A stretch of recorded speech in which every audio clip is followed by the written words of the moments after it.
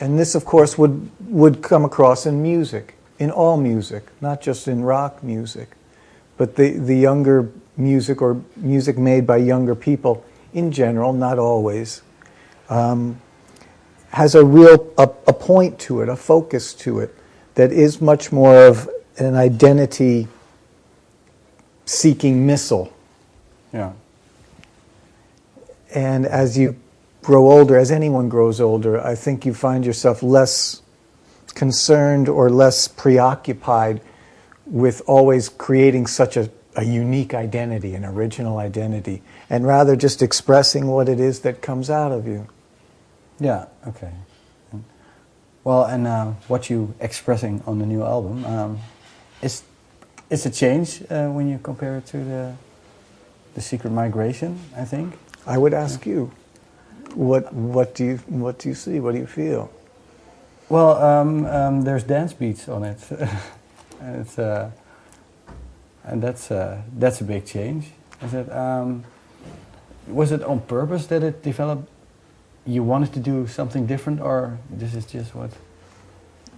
It came out of us that way, and we didn't stand in its way when it did.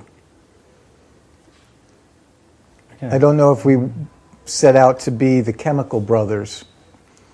I don't think that's something that really crossed the mind. But at the time when some of the dance beats came up, we didn't immediately turn away from it. Okay. We didn't say, oh, that's definitely not Mercury Rev. We're not going to touch that.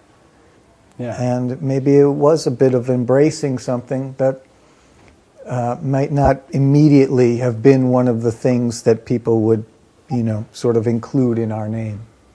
Yeah, including yourself? Or? Including ourselves, which is probably the most crucial point of it, because that creation does sort of flourish within us, and the moment we restrict it by saying, oh no, that's not something we or our fans would ever want to hear from us, I think then it can become a very small world very quickly.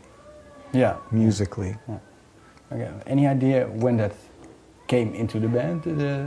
Somebody put on a dance beat and then... For this record, no. I don't think...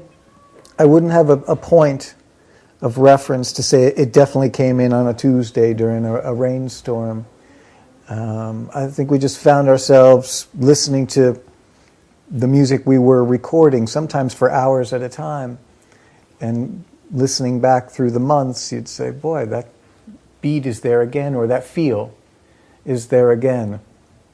In the same way we were talking about your self-esteem, we began and we had a flute player, and we never thought of it as not rock and roll. Obviously there are other analogies in Jethro Tull and 1,000 other things, but we never thought of it as like, well, you're trying to be different with a flute player. We just thought, well, we really all love Susie. She's our closest friend.